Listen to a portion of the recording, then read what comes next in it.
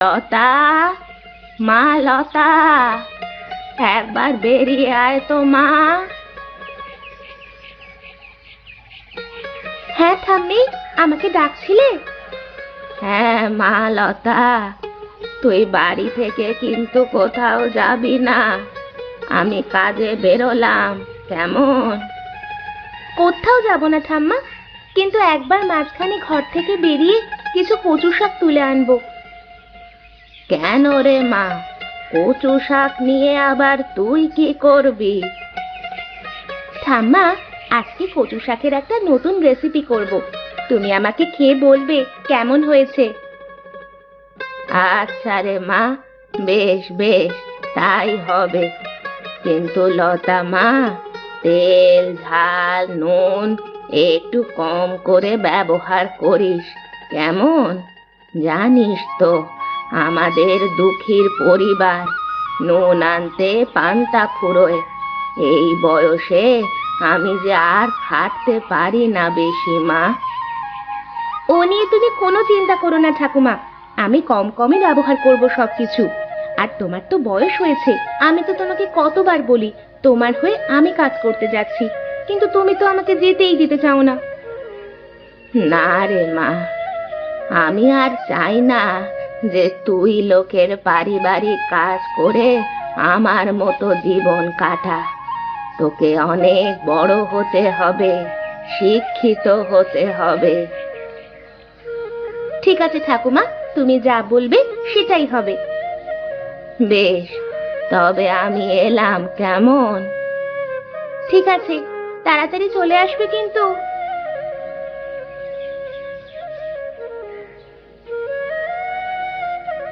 হ্যাঁ গো, বুড়িমাকে তো এ মাসের টাকাটা এখনো দেওয়া হয়ে ওঠেনি, তো তুমি আমাকে কিছু টাকা দিয়ে যাও না, আমি ওর হাতে দেব। হ্যাঁ, সেটা তো তুমি ঠিকই বলেছ। আমারও খেয়াল নেই টাকাটা দেওয়ার কথা। এখন ব্যবসার কাজে বেরোচ্ছি, এখন তোমাকে টাকা দিলে হবে না, বুঝলে তো।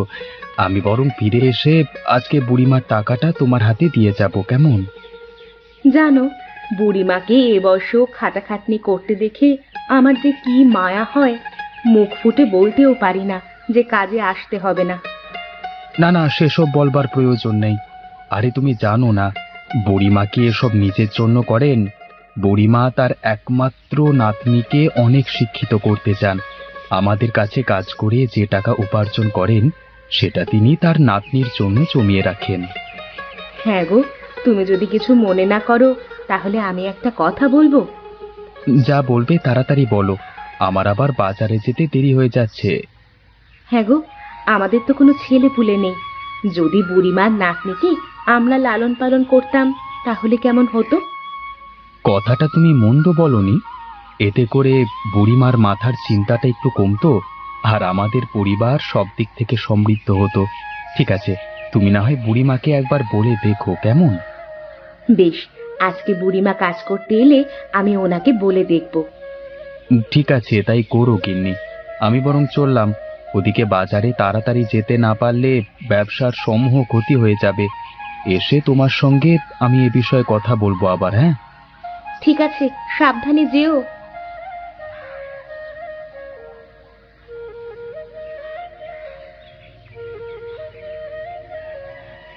এই তো, এখানে অনেক কচু শাক আছে, আমি বরং এখান থেকে কিছু কচু শাক তুলে নিয়ে চলে যাই।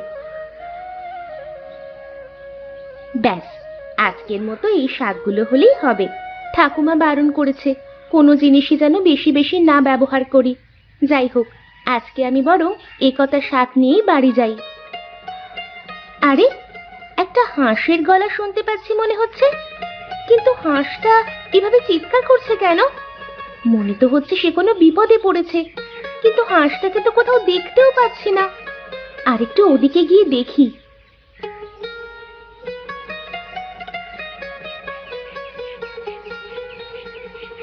ও মা, এটা যে একটা রাজহাঁস! কি সুন্দর দেখতে হাঁসটা, কিন্তু ওভাবে জালে আটকা পড়লো কি করে? এখানে জালটা এইভাবে ফেললো কে? আমি বরং রাজহাঁসটাকে এই জালটা থেকে বার করে আনি।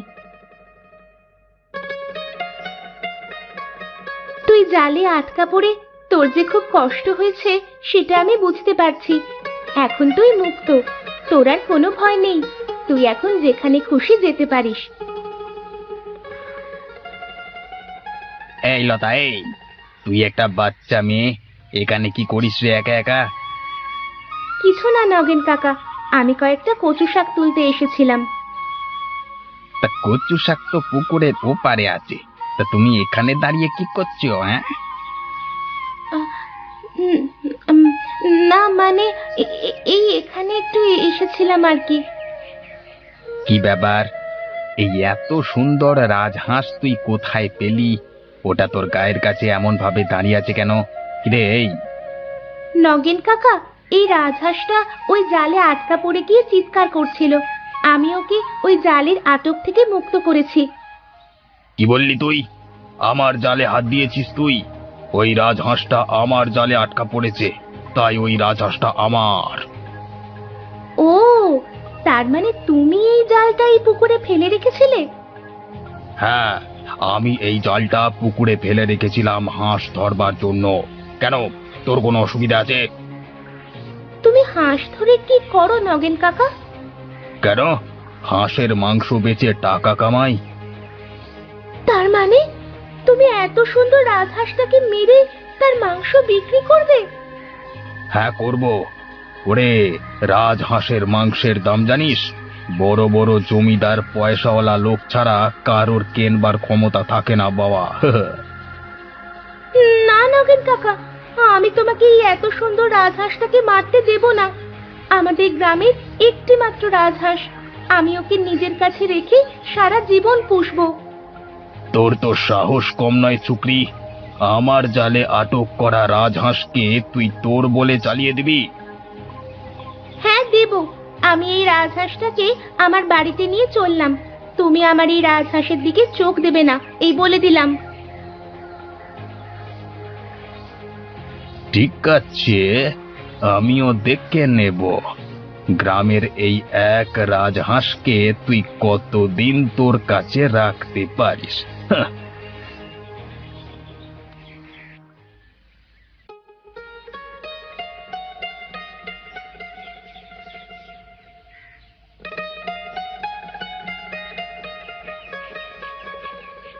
বুড়িমা, তোমার কাজ কি শেষ হয়েছে? হ্যাঁ বৌমা, এই হয়েই এসেছে। আর কয়েকটা মাত্র থালা বাসন আছে, সেগুলো মাজলেই হয়ে যাবে। ঠিক আছে বুড়িমা, আপনি তাড়াতাড়ি কাজটা শেষ করে নিন। আপনার সঙ্গে আমার কিছু কথা আছে। আপনার কাজ শেষ হলে আপনি একবার ঘরে আসবেন, কেমন? ঠিক আছে মা, আমি কাজ শেষ করেই যাচ্ছি।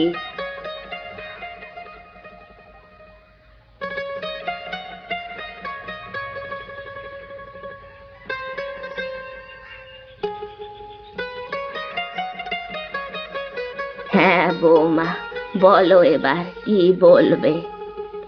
আসলে বুড়িমা, আপনার কাছে আমার আর আমার স্বামীর তরফ থেকে একটা বিশেষ অনুরোধ ছিল। তোমরা কি অনুরোধ করবে তা আমি জানি না। আমার বয়স হয়েছে বলে আমাকে কাজে আসতে বারণ করবে, সেটা করলে যে আমার চলবে না মা। আমার একমাত্র নাতনিকে দেখবে কে তাহলে? ঠিক ওই চিন্তাটাই আমরা আমাদের মাথায় নিতে চাই। মানে, আমি ঠিক বুঝলাম না। দেখুন বুড়িমা, আপনি তো আমাদের অবস্থা সম্পর্কে সবটাই জানেন। আমাদের এত বছর বিয়ে হয়ে গেল, কিন্তু এখনো পর্যন্ত একটা ছেলে পুলে হলো না। তাই আমরা চাইছিলাম আপনার নাতনির দায়িত্ব আমরা নেব। কিন্তু কিন্তু এটা এটা কি করে সম্ভব মা? তোমাদের যে খুবই অসুবিধে হবে। আমাদের কোনো অসুবিধা হবে না বুড়িমা, বরং আপনাকে এবং লতাকে আমাদের পরিবারে পেলে আমরা আরো আনন্দে দিন কাটাতে পারবো। আমাদের পরিবার সম্পূর্ণ হবে। এবার আপনি বলুন, রাজি কিনা আপনি? তোমরা যে আমাকে এমন অনুরোধ করবে তা আমি স্বপ্নেও ভাবতে পারিনি। আমার নাতনির দায়িত্ব তোমাদের হাতে দিলে আমি যে নিশ্চিন্তে মরতে পারি মা।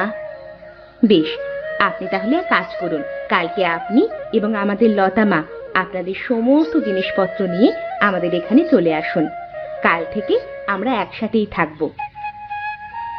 ঠিক আছে মা, তাই হবে। কালকে আমরা তোমাদের এখানে চলে আসব।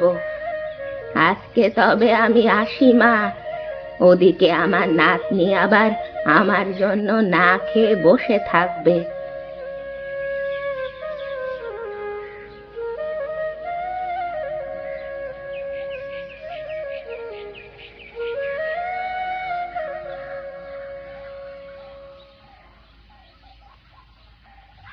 লতা মা, কি করছিস তুই? ও মা, এত সুন্দর রাজহাঁসটা কোথা থেকে এলো রে? কাদের হাঁস এটা?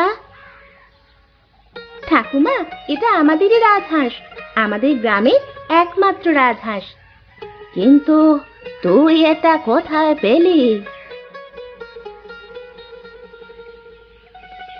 খুব ভালো কাজ করেছিস মা। এখন চল আমরা খেয়ে নি। কাল থেকে আমরা অন্য একটা জায়গায় থাকবো। কোথায় ঠাকুমা? আমরা কি এই ঘর ছেড়ে চলে যাব? হ্যাঁ রে মা, কাল থেকে তুই এক নতুন পরিবার পাবি। ওরা তোকে খুব ভালো রাখবে।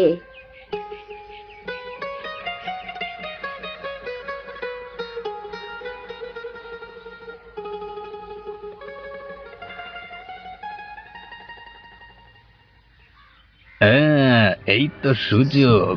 ওই বুড়ি আর নাতনি এখন ঘরের ভেতর, রাজহাঁসটা উঠানে একা আছে। এই সুযোগ ওকে নিয়ে কেটে পড়বার। আর দেরি করা ঠিক হবে না, হাঁসটার মুখটা চেপে ধরে নিয়ে কেটে পড়ি।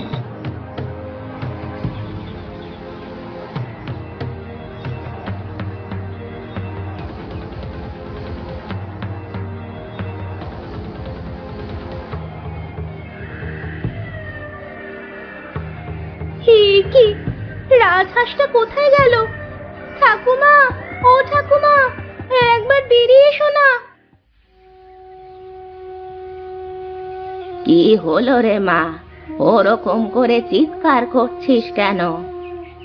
দেখো না ঠাকুমা, আমাদের রাজহাঁসটা উঠোনে দাঁড়িয়ে চাল ভাজা খাচ্ছিল, কিন্তু এখন এখানে এসে তাকে আর দেখতে পাচ্ছি না। আমার কি মনে হয় জানিস মা, ও যেখান থেকে এসেছিল সেখানেই আবার ফিরে গেছে। ও নিয়ে মন খারাপ করিস না মা। কিন্তু ঠাকুমা, কেউ ওকে ধরে নিয়ে পালিয়ে যায়নি তো? কেউ যদি ওকে ধরতো তাহলে ওর চিৎকার শুনেই আমরা জানতে পারতাম, তাই না? ও এইভাবে আমাদের ছেড়ে চলে গেল। দুঃখ করিস না মা, ওদেরও একটা নিজস্ব জগৎ আছে। সেখানে থাকলে ওরা সুখে থাকতে পারবে। ও নিয়ে দুঃখ করে লাভ নেই। চল মা, আমরা ভেতরে যাই।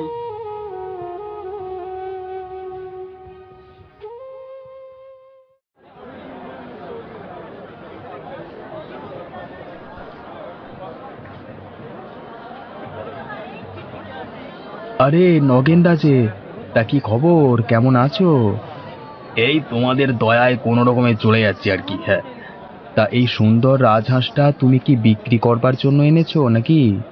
হ্যাঁ, তাছাড়া এসব হাঁস টাঁস বিক্রি বাটা করি তো আমার পেট চলে, তাই না? তা কত দাম এই রাজহাঁসটার? এই হাঁসের দাম 1,000 টাকা।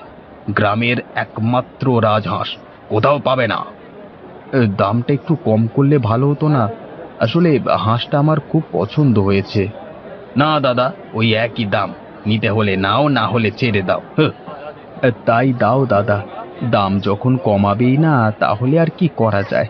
নাও, 1,000 টাকা নাও, দাও হাঁসটা আমাকে দাও।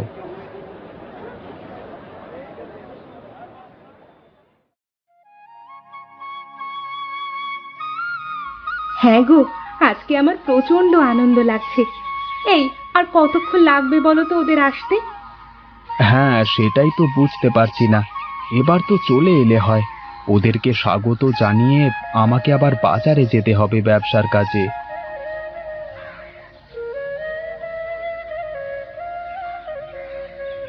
আসুন আসুন বুড়িমা, আমরা আপনার জন্য সেই কখন থেকে অপেক্ষা করছি।